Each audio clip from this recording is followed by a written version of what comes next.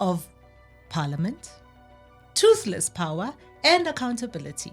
Has the 7th administration become better at holding the executive accountable? Joining me for the conversation today is Mr. Wayne Duvenage, the founder of OUTA, and Mandela Washington fellow and writer Siya Khumalo, to talk about, as South Africans, have we become better or worse at holding Parliament and politicians more accountable?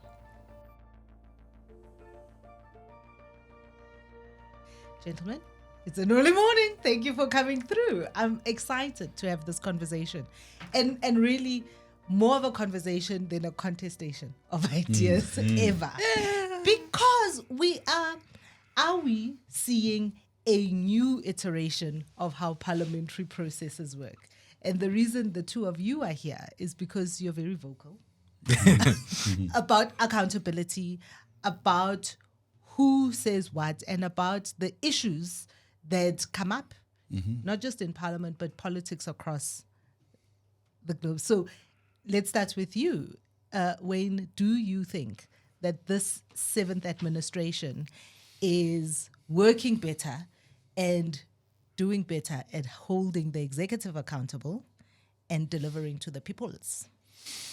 I think so. There's still a long way to go. So it's Early days. Yeah, not a. But the shake-up is there just purely because just the one glaring obvious thing is that there isn't this majority, one-party process or situation that allows the ANC to get its way, and we saw that play out in the budget session. Had the ANC had a majority, we would have had a 2% VAT increase.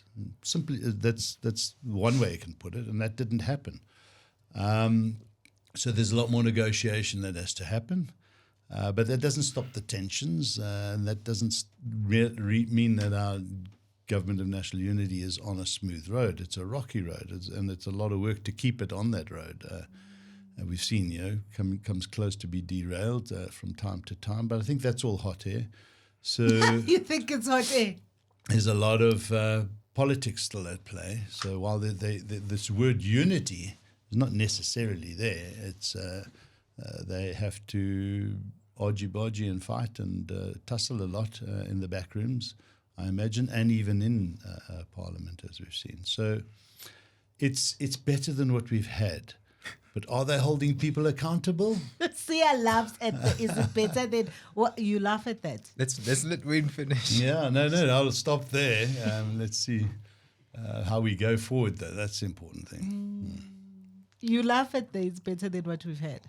So I agree with a lot of what Wayne just said. But if we look at which issues it was the budget, and it was now John Steenhuisen of the DA saying that there'll be major repercussions if President Ramaphosa this was a few weeks ago, didn't fire ministers just as he fired his one minister, etc., for questioning, I don't even remember the topic, but I know that...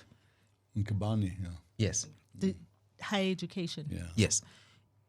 The fault lines where I am starting to see them, and it's very similar to what we had in the last, let's call it 3 administrations. I mean, we were discussing where it all really...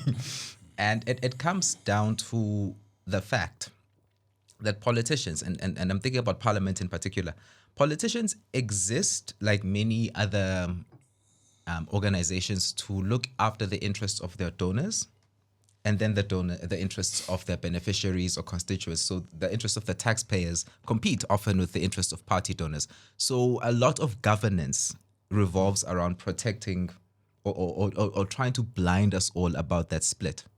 So when I look at the tensions and the fights in this particular government, that's what I'm looking for. In April, a party that shall go unnamed, Rise Mzansi, a party that shall go unnamed, hosted an event in Rosebank. I think it was April. And I went there, and I hope somebody has a recording of this, because I will say things and people will be like, you need receipts. And because Usongezo started explaining why Rise voted a certain way with regards to Judge John Hlophe. And he said that they knew that, okay, we can negotiate for Scopa chair if we allow this to Judge John Hlophe. And with the budget, his reasoning was very much, something has to get passed sooner or later. Like it's you can we can grandstand until the cows come home, but there has to be a budget. But the sense I was getting was the horse trading is beginning. Where the ANC's become. So do you think that means that we have actually essentially Cyril Ramaphosa in this cabinet and in putting together this kind of coalition has weakened opposition to him and the things that he's doing? I happen to believe he's absorbed that it. he's about to be the first president since Nelson Mandela who's going to finish his term in office because he's got a coalition in this way. He's absorbed. So Absorbed the opposition. He's basically got the smaller parties campaigning for the ANC. But they are. And I don't know if they realize it because they make excuses. So what Action SA and a lot of other parties did around the budget, I don't remember which parties did what, but I got the sense that you are now actually offering an apology. You're doing PR for the majority party, whether you realize it or not. What are you going to sound like when you have to campaign for yourselves? Because What does this do for accountability? Yeah, your because view? Yeah, look, you can hear the debates are still robust. There is still a lot of tension, and the DA is marketing its way through this. You just see the adverts that are put out, and this is what McPherson has done and saved 400 million rand, stopping this tender and that tender. So they're competing. I think they're using their opportunities, heading up various ministries.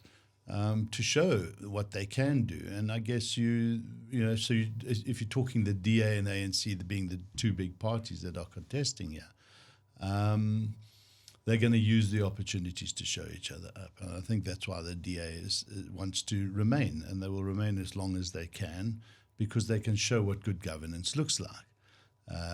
Not everybody sees that.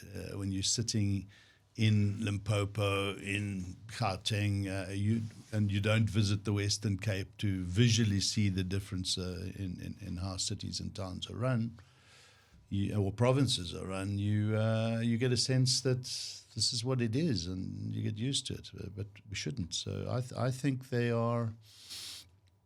I don't think they've been usurped, but I hear what you're saying. They're having to toe the line because they've got to work together, and you can see that they're not going to contest certain things.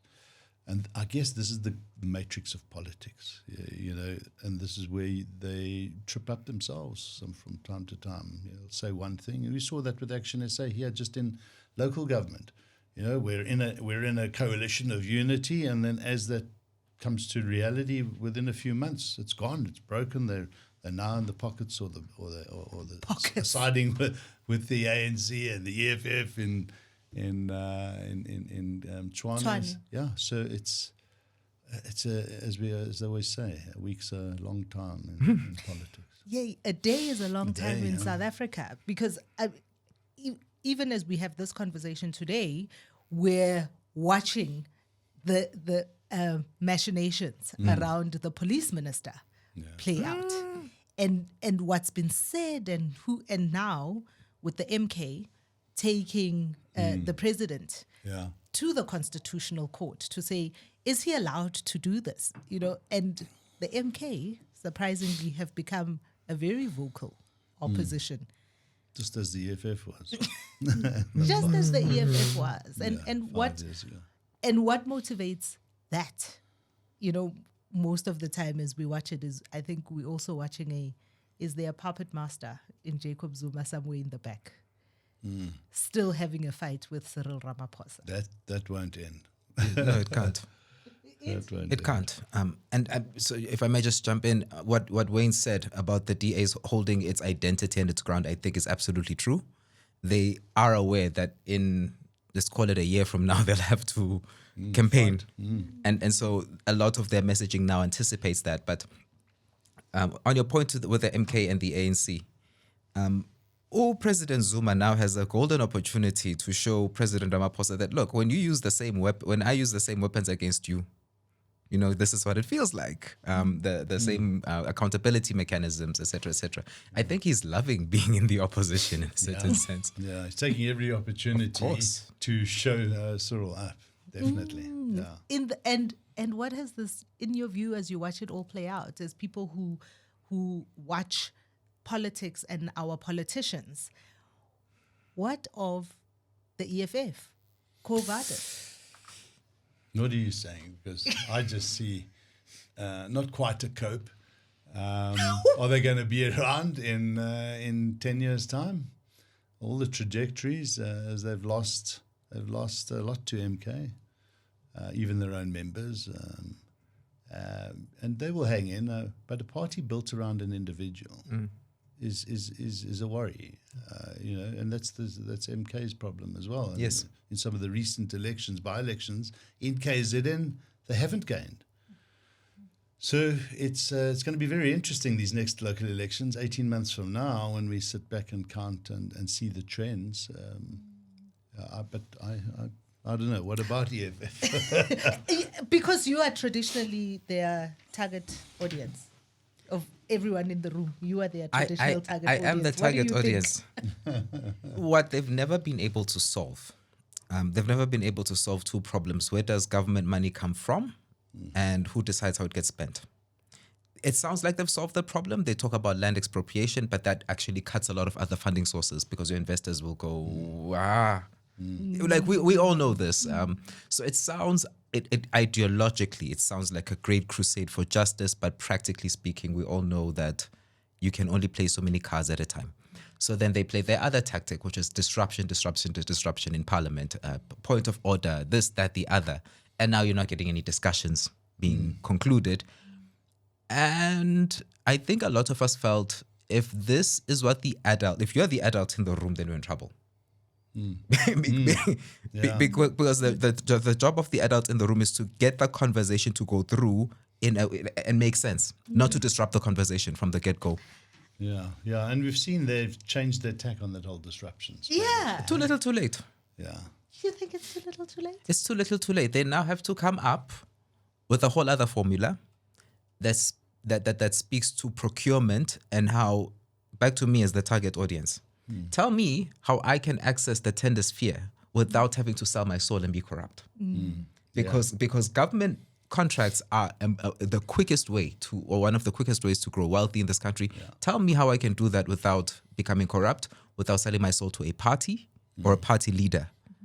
To give value. That's the dilemma, huh? Yes. That's the dilemma that so many have. You know how many people, this was a discussion that somebody was having in a training session with councillors at a municipal level. And they were explaining the process. This is how governance works. And individuals sitting there saying, I came into this role to get rich. Yay! That I thought that I have an opportunity to eat. And he said, but no, here's the governance. There should be no conflicts of interest. Your friends and family cannot get contracts. No. That's not what I understood, he said. Yeah, that's it. And do you think that in this administration, the one thing that we have definitely seen with the highest number of political parties represented in this iteration of an administration, you also have a lot more faces.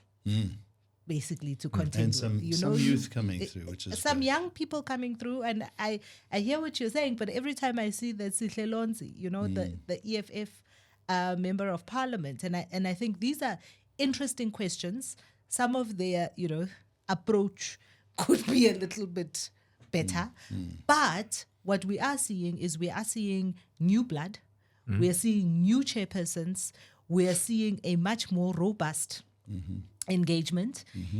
Is this a new era? Is this a new era in the way that our parliamentary process is opened up, what we see engaged and how it's engaged again with the portfolio on higher education and watching what went down with Minister Nkabane there, former Minister Nkabane? Is this a new way? And is this the direction in which we would like to see it go? Yeah, if you're asking me, I think coalitions, some will regard what we have as a bit of a coalition government, really. But this is our new reality. I don't think anybody's going to get 50% of the vote for many years to come. And so there's going to have to be a lot more negotiation, a lot more understanding, a lot more discussion that takes place in the back rooms, whereas in the past, that never happened. It is our reality, but it doesn't solve everything. And I think you're quite right, Siya. There are agendas behind the scenes. Although I think there's so much of the ANC's funding comes from government funds anyway, so they're not really beholden to too many of the big funders from the outside. Their modus operandi has been to suck money out of the system. Yes. And they're being threatened with that now. And that's their downfall. That's the challenge that they're going to Well, there's not much money left in the system to suck out. Yeah, well, there always is. There's a 1.8 trillion rands worth of budget. Our reality, when we look at what's happening, if that money could flow to where it should flow, we would be extremely wealthy as a nation. If we could get the money to deliver the services, sadly what happens is we get one RDP house for every 3 we pay for. We get 1 kilometre of road for every 3 kilometres we pay for. I'm saying 3 because roughly there's a 300% markup in so many things that are purchased and done. And so we are always going to be on the back foot, and that's why you will have potholed roads, traffic lights that don't work. Maintenance is the last thing they're going to get to because they have to spend that money elsewhere. So your interest is always in looking at the systemic problems, yes, and how they continue I was about to say perpetuate themselves. they reinvent themselves. Yeah. Say again? Yes, they reinvent themselves. Exactly. So, and if I hear you correctly, Wayne, you're saying, even councillors at the lowest level, where the councillors are going, I'm here to be part of the whatever feeding trough Yes. there is. Can we change this?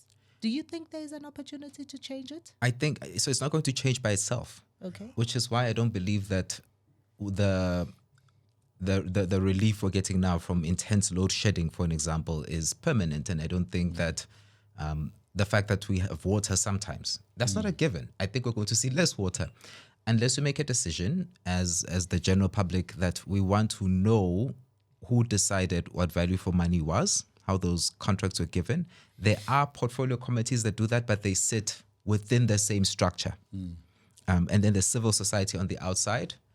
And I think this is going to sound like heresy and anathema, but I'm going to say it. Heresy. We need to admit the fact. You said that the ANC is not beholden to big donors. They get their money from the system. We need to accept the fact that a lot of the contract payouts, your taxpayers' money, goes back to let's call it parties. Let's not focus on the ANC, because that's the system the ANC is going to maintain, so that any other party that tries to replace them will get corrupted as well and become just like not much of an alternative, which is where I think that the horse trading with the other parties, that's what it's meant to lead to down the line. Once we accept that money will flow back, the question we have to ask ourselves is, how much of that is an acceptable amount to flow back, and what does value for money that does for the how many RDP houses do we get for 3? We want maybe 2.5. We want 3. I say we want 3 for 3. We want 3 for 3. So now we're fighting. Nothing must flow back. They've just increased the amount that they're allocating to political parties. Like, yes. In the budgets, this is it. And they don't even mention, by the way, that's the visible money. Yeah.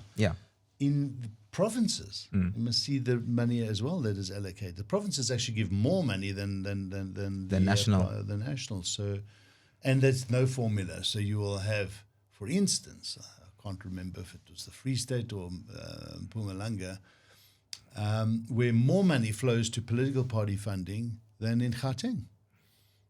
Yeah, so but would that be true the Western Cape, or is that just the one province? And the Western Cape is the lowest. Exactly. They don't take as much money out, and they look at this, and you'd expect them to also say, well, we'll have the same formula. We are spending money, taxpayers' money, on political party funding far too high now.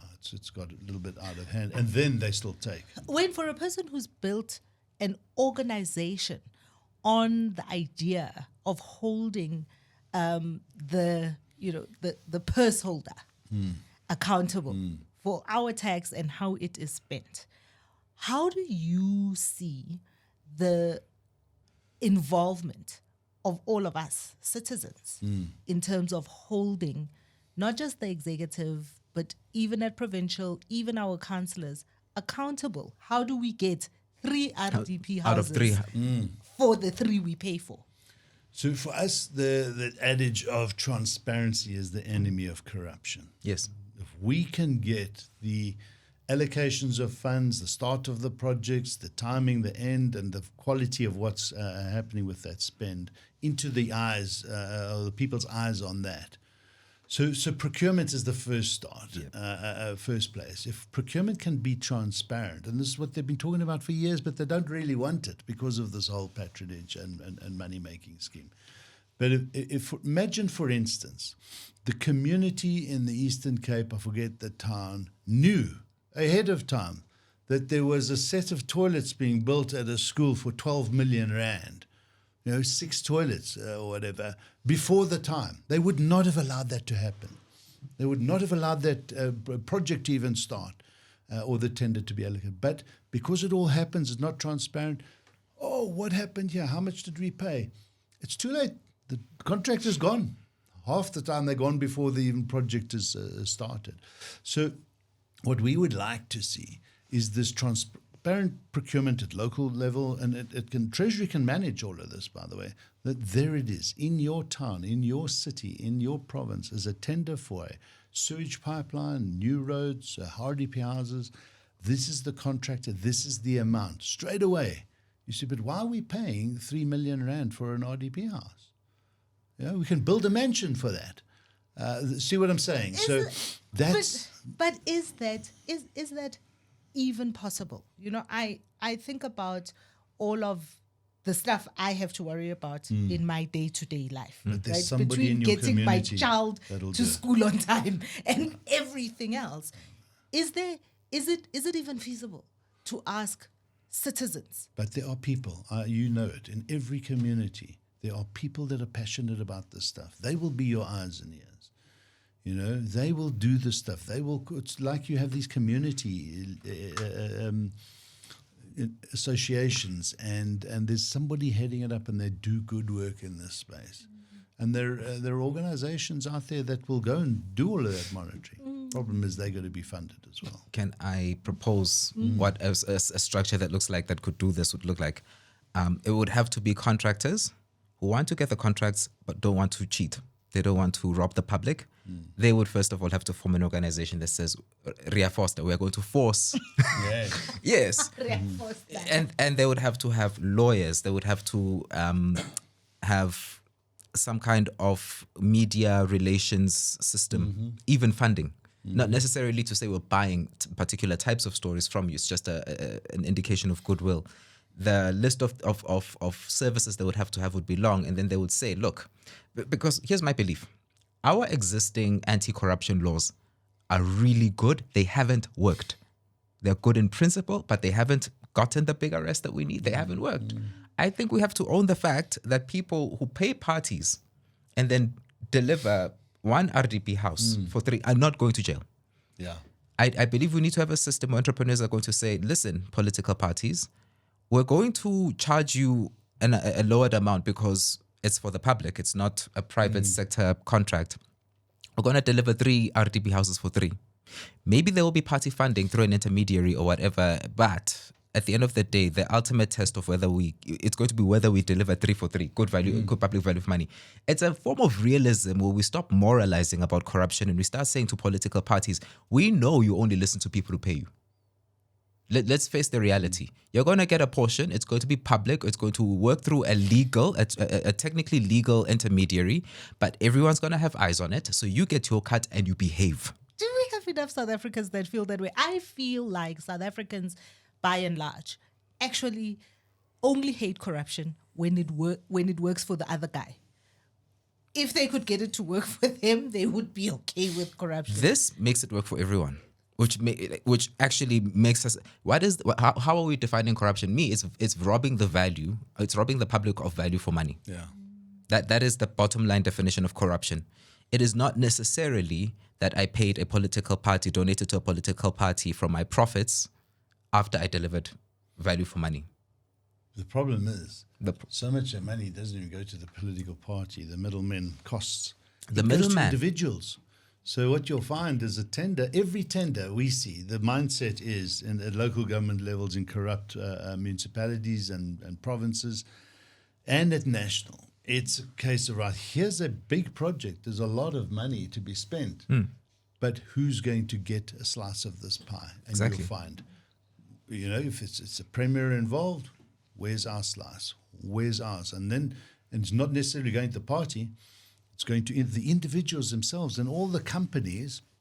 We watch the money flow. Let me tell you, at the CETAs, we've seen the money, how it flows. Yeah, the sector education training authorities, where they will have contracts, and then you see the money flowing, and this individual and that individual, and then they buy properties. They start laundering the money. I mean, we're working closely with the legal authorities and some of these things. It's the typical laundering pattern and modus operandi. But my goodness, 3 or 4 companies out of Services CETA scored 330 million rand out of what process? 330 million. Wow. And we didn't need to spend 1 cent of that. Now here's the youth that is supposed to be uplifted in training and development. You know what we could have done with that money? But these guys have gone with it now. And to me, coming back to this procurement and transparency, Treasury has got a process called Restricted Supplier Database, which means you've been found wanting, you've been found being corrupt or running off with the money, not delivering the service properly.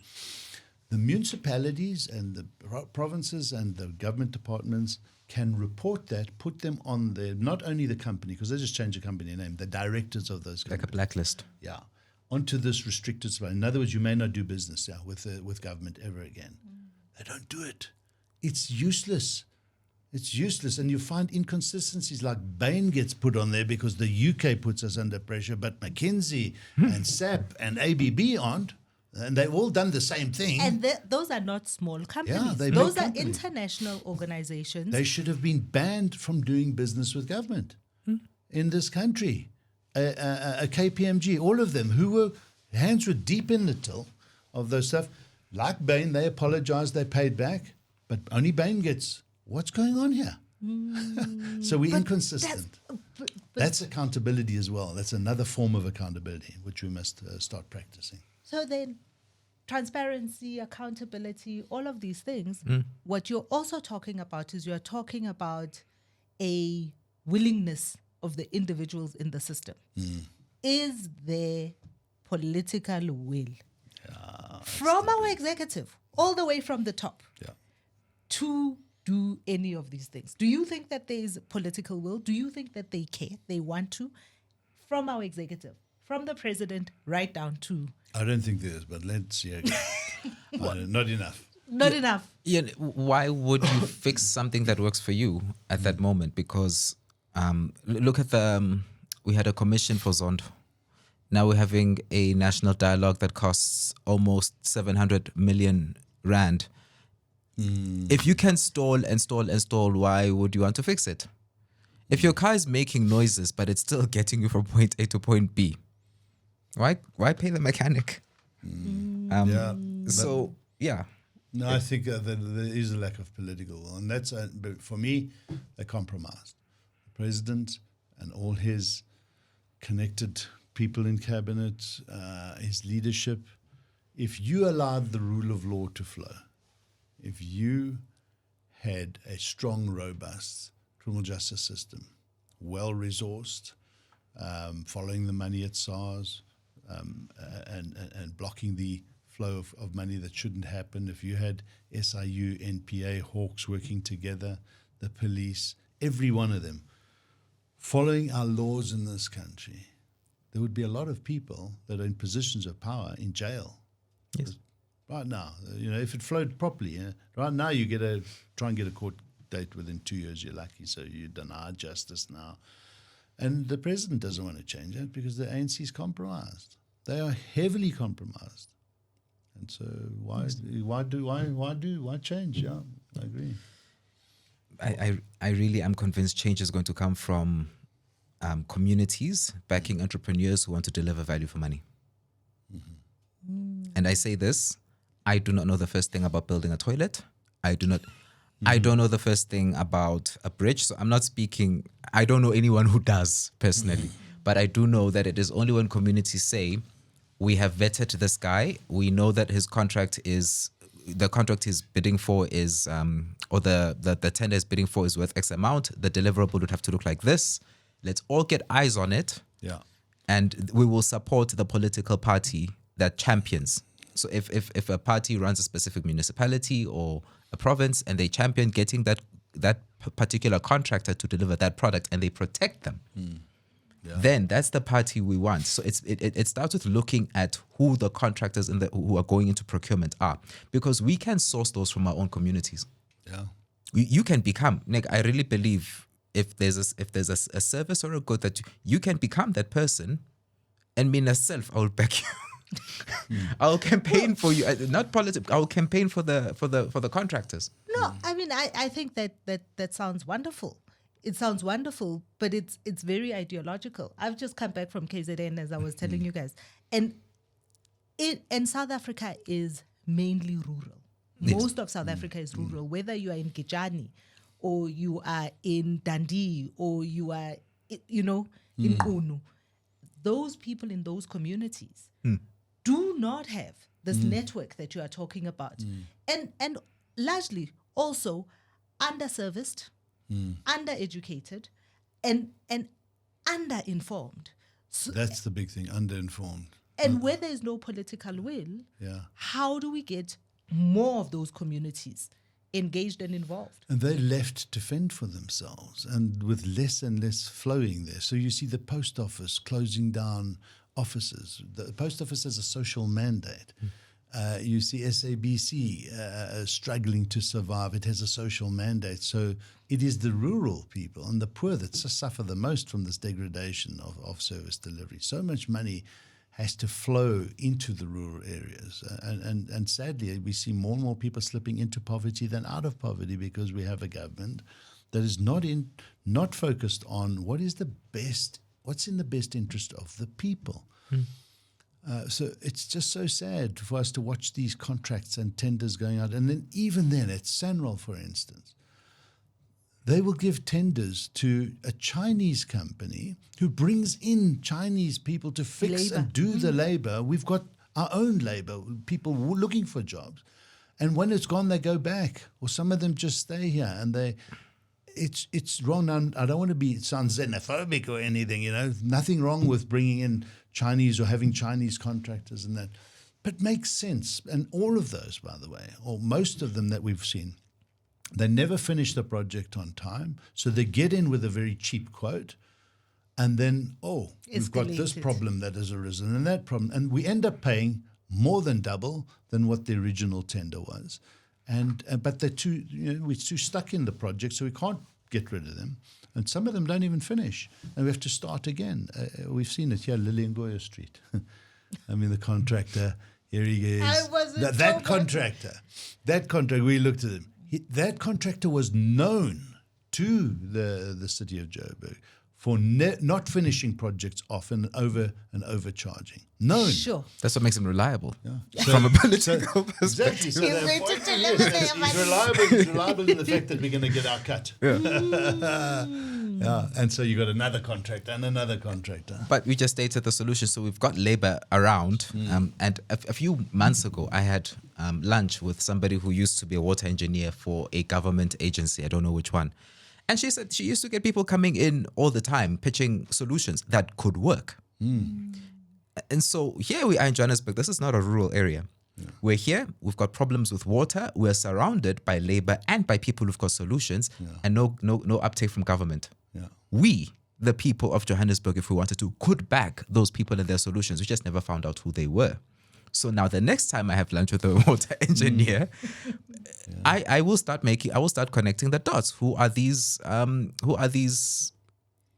engineers, most likely? What are their solutions? Where are they? How do we map them? Who knows about them? Because once we start backing, we talk about job creation, we talk about support small business. The small businesses who force government to output value for money are the small businesses we need to be supporting more than anybody else. Small business is the solution to this country. Yes. And the small businesses, the small businesses we keep supporting are, I don't mean to disparage anybody's hustle, but somebody is selling a thing that is not going to fix the water problem. They're selling shoes, socks, nails, they're selling bags, and we support them. If somebody comes along and says, I can fix water, it's not sexy. I'm sorry. Like it doesn't jump up on your Instagram. It's not sexy until you can't open the tap. It's not on your Instagram. So there we are, flooding the Instagram pages of people who are selling cosmetics. And I'm sorry, like again, I don't want to just that those are valuable things in another context. But we don't know the people who can fix the problems we have. So we're not backing them, and we're not telling our political parties, guys, if you don't look at the solutions these people are talking about, we're gonna riot. Here's the solution. So our demand is no longer just fix water, it's talk to these 5 entrepreneurs. Yeah. Yeah. So community activism is what you're talking about. Meets entrepreneurship. Yeah.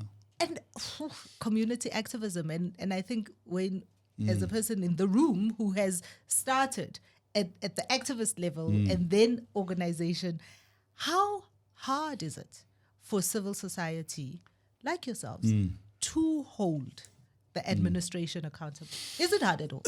Well, it's hard only because there's just so much of it. So it's like a massive tsunami. But it's not difficult because we use what we call owning the narrative, a process that puts government on the back foot, and we shine the spotlight on the issues. So right now, part of our rolling strategy, after this, I go off and protest outside the construction seaters' offices because we want the CEO removed. Not because of anything else other than we've got enough evidence to show that Mr. Shezi has not run that organization in the best interest of this country. He is removing people that get in the way of corruption, standing their ground, trumped up charges. He just removed the 6th person on his 12-person hit list that he's got. He wants them out because they stand their ground, and we've got to look after those people. So for us, it's about... I mean, I remember Andile Nongogo running Services CETA, where we used to saw this 330 million rand. He becomes the CEO of NSFAS.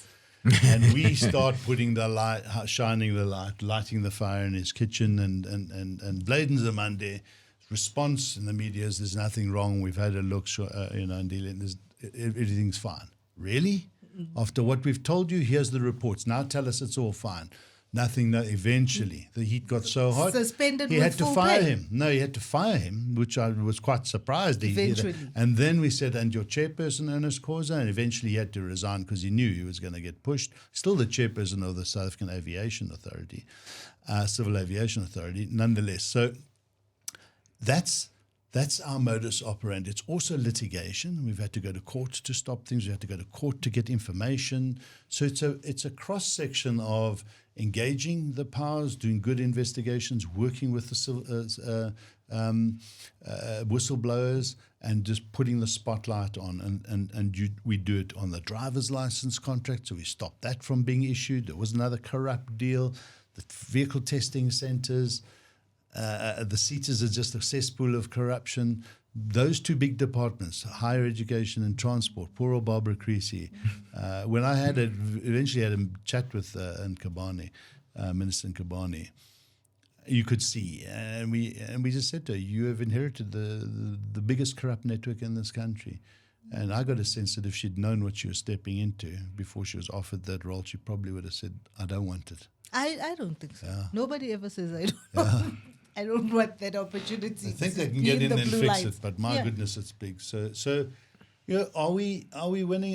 The answer to that question from our side is, well, if we weren't doing what we're doing, this country would have lost several billions extra. We've stopped the Guptas taking out just on one bank account that had the rehabilitation funds for the Tegeta mine, 1.8 billion rand. They were trying to move it out. It's government's role to protect that and not let it leave the country. And they did nothing. Gwede Mantashe did nothing. We had to run to court to interdict that transaction. It's crazy that we have to do government's work. And now we're this afternoon in a discussion with environmentalists saying, what's happening to mine rehabilitation? Because the communities, mines are in the rural areas. You talk about the rural areas suffering. These guys, there's something like 6,000 mines that have stopped, they're abandoned. They just walk away and they left. And the communities suffer from the runoff, from the erosion, the acid mine drainage, the degradation of the environment. And we look at our government and say to a Minister of Minerals and Energy, this is your role. There's the law. Are you policing this? Are you monitoring? Are you auditing this? And they look away. No. What do you want us to do? So it's crazy. So owning the narrative is quite an important part, and you work in media.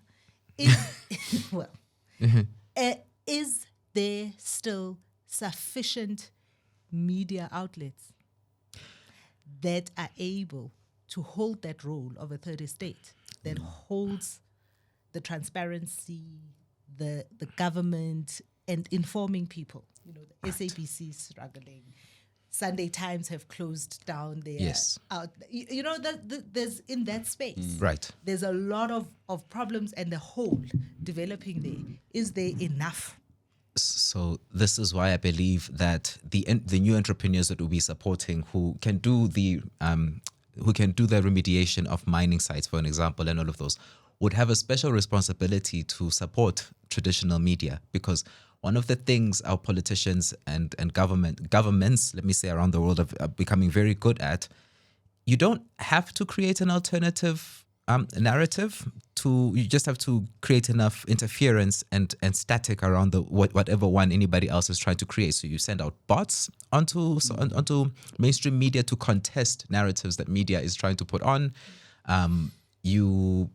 There's all sorts of ways to manipulate the funding and donor scene around media, around traditional media. So you see more and more media houses closing.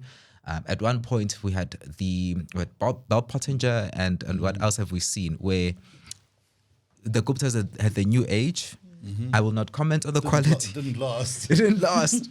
But it's very easy for government to say we're also going to contest the media narrative space and just the stories that get told about government, which is why I do believe that if we as society want entrepreneurs who are actually going to fix the problems, those entrepreneurs have a special duty. Once you get your contracts, we want to know, are you donating to civil society, to media, to traditional media, and so on and so forth. And I also do believe that, look, political parties are going to get their funding from somewhere. Are you delivering value for money and also being involved politically enough? This is such a sensitive area because the line between that and full-on corruption is so fine. But let's be realistic. Parties are going to find their funding from somewhere, and they're going to increase their budgets within government. So we as society have to look at, are we in solving unemployment and in supporting new entrepreneurs who are going to fix the mines, who are going to fix the pipes? Are they active at those fronts? Are they being good citizens in terms of funding media and so on and so forth? Sure, it sounds like a big job for civil society, but it does also sound like we as South Africans who love our country need to be far more engaged than we currently are. And we have to get more people on the side of the good of the whole. Yes. Can be just as lucrative for the individual. Yeah. Yes. Yeah, I don't think we have the luxury to hear it often, I pay my taxes, I shouldn't get involved. We are a unique country. We have our unique issues, and we have to get involved. You have to become activist citizens. And what we mean by that is you don't have to go out there and do the actual work sometimes. As Siya says, support somebody or support a civil society organization that's doing the work on your behalf anyway. And if there are organizations that are defending our democracy against corruption and waste of taxpayers' money, then get behind them and just support them. That makes you an active citizen. Or get out there and help your community, clean the parks, clean up your neighborhood. I was attending a session in Bedford View where this community they now put all the signs back up that are falling over. They clean the pavements. They do the work of local government that the municipality should do. And others say, why are we doing that? We pay our rates and taxes. So you don't have to. You don't have to do anything. But we do this because it uplifts our market, it makes our area look beautiful. One individual, I forget his surname, fixed up the Wilds Park in Joburg. Beautiful story. Yes. He wouldn't go in there. It was a mess. He went started slowly. Today, 10,000 people visit that park every month. It's safe. Yeah. Yes. Done beautiful work. One individual becomes active, 10 people join him, another 20.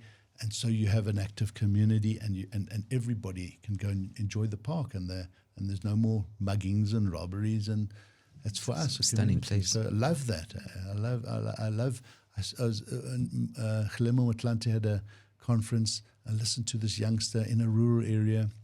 It says, we run our own government here. Here's our Minister of Health. What does he do? He goes to the chemist and get the gogo's medicine. Our Minister of Education, they make sure that the kids have a safe creche and after school a safe place to be. I love that beautiful ingenuity of localizing this managing your own community and solutions. It's beautiful. We must do more of that because we're an amazing country. I always say, Australia has a rock and a kangaroo and a barrier reef, and they've got more tourists than us. And on the arse end of the world, takes days to get there. We're one night stop, overnight flight from Europe. We should have double their tourists. We've got diversity, we've got flora, fauna, we've got weather, we've got beauty, we've got everything going for us, our cultural diversity, and we don't have as much tourists as them. Something's wrong. We're going to fix that. I think South Africa is an amazing place, and I think South Africans are amazing. Yes. And these two South Africans, for me this morning, have been just as amazing. Thank you, gentlemen, for coming in and having this conversation with us. I enjoyed it. And if anyone takes anything away from this conversation, is that each and every one of us have a role to play in keeping our councillor, our city, our mayor, everybody accountable, but also keeping our communities safe and working. Thank you. Thank you. Thanks a lot. I was going to add one thing. Say it. Add it. Okay. Can add it in. If you are too busy fetching the children from school and life is just just lifing to really get involved in any other way, find one person in your family whom you know would deliver a good government contract, and start talking with that person, and start connecting with maybe me or somebody else who's forming that network, because we can form a support structure around them to get them in without them becoming corrupt. Yeah, I like that. And I want to also add, I think we are more united as a nation than the politicians would like us to believe. Correct. Research shows that. So we mustn't let our politicians divide us. We are an amazing country with amazing people, amazing diversity. We are. We absolutely are. Great. Thank you.